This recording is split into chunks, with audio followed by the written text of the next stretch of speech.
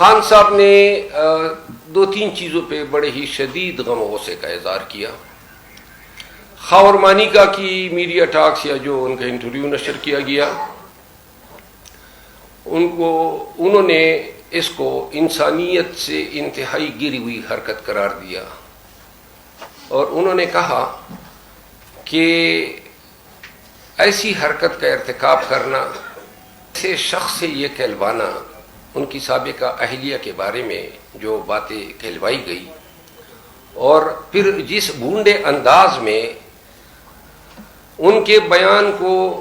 جواز بنا کر متوقع کیس میں شہادت کے طور پہ استعمال کرنے کی یہ جو اچھائی گئی، خان صاحب اس پہ انتہائی خفا تھے، رنج میں تھے اور وہ کہہ رہے تھے کہ یہ ملک کی سیاست کس سمت پہ لے جائی جا رہی ہے. انہوں نے کہا کہ 2 مہینے سے ایک شخص کو نظر بند رکھا گیا، کرپشن کے چارج پہ پکڑا گیا اور اچانک جو ہیں یہ بیان دلوا کے وہ کرپشن کے تمام چارجز سے چھٹکارا پا گیا. خان صاحب کی اس بیان میں تمام پاکستانیوں کے لیے ایک پیغام ہے کہ اگر ہمارے جو سماجی اور ہمارے جو روایتی ویلیوز ہے، کیا ہم اتنے بھی گر سکتے ہیں کہ ہم سیاسی عصبیت میں یا سیاسی منافرت میں اب ایک تو جینوئن شہادت ہوتی ہے اور ایک آپ جھوٹ بلوا کے شہادت کنکاکٹ کرتے ہیں. کیا سیاست میں، انتقام میں، بدلے میں یا سیاسی فائدے کے لیے کوئی شخص جو ہے اتنا بھی گر سکتا ہے جتنا خان کے دشمن جو ہیں آج خان کو نیچا دکھانے کے چکر میں اتنے پاتال کی گہرائی میں، پستی میں گر چکے ہیں. خان نے دوسرا جو غم و غصے کا اظہار کیا وہ علی نواز آوان کی جو تصویر، اور انہوں نے کہا کہ 2 مہینے سے ایک شخص کو اٹھایا گیا ہے. اس سے پہلے ان کا کاروبار تباہ و برباد کیا گیا، پورے پاکستانیوں کے سامنے ہے. پھر ان کا گھر گرایا گیا اور پھر اغوا ہو کے اچانک تحریک استحکام کے ساتھ نظر آئے. خان صاحب نے کہا کہ اگر ایسی حرکات و سکنات سے کوئی پارٹی بن سکتی ہے تو لوگ جو ہیں جوک در جوک ہزاروں، لاکھوں اور کروڑوں کی تعداد میں پاکستان تحریک انصاف کے ساتھ آج کھڑے نہ ہوتے. انہوں نے کہا کہ تحریک استحکام کے لیے ایسی حرکتیں ہی اس پارٹی کو اپنی موت آپ مروا چکی ہیں اور کہا کہ جہانگیر ترین اور علیم خان جو ہیں وہ اپنی قسمت آزمائی کر لیں، الیکشن میں ان کی ضمانت جو ہے ضبط ہوگی. انہوں نے پارٹی کو سختی سے تاکید کی کہ علی نواز آوان جو ہیں اس کے حوالے سے کوئی ان کے خلاف بیان نہیں دیا جائے گا اور پارٹی یہ سمجھتی ہے کہ ان شخص کو جن حالات میں لے جایا گیا تو اس فعل کو پارٹی کنڈون کرتی ہے اور پارٹی جو ہے سمجھتی ہے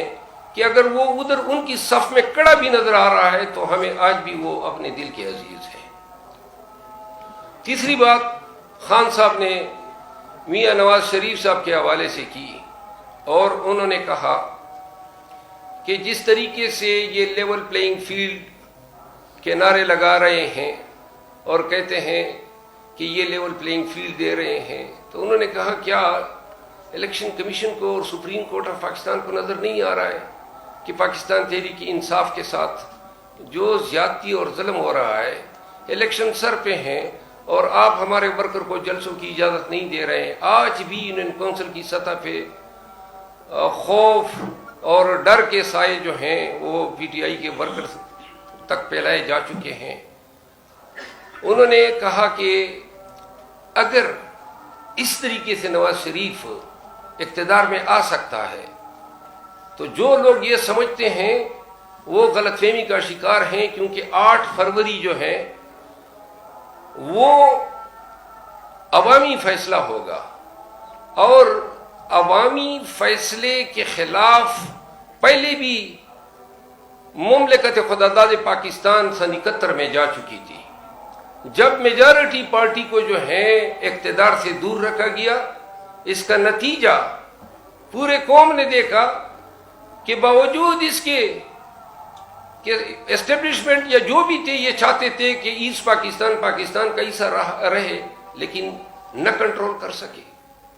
تو لہذا اگر پاکستان کی موسٹ پاپولر پارٹی اور وائٹ فیڈرل پارٹی جس کے تمام صوبوں میں ووٹرز ہیں، اگر اس پارٹی کو ایسے بونڈے طریقوں سے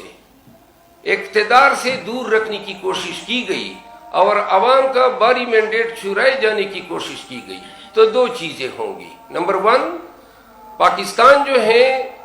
اس میں رول آف لا کا جو خواب ہے وہ کبھی پورا نہیں ہوگا۔ انہوں نے مثال دی سنگاپور کی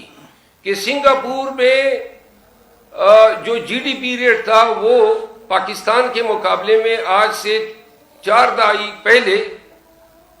وہ 3 گنا کم تھا۔ آج ان کا 64,000 USD ہے اور پاکستان 1200 USD پہ ٹھہرا ہوا ہے۔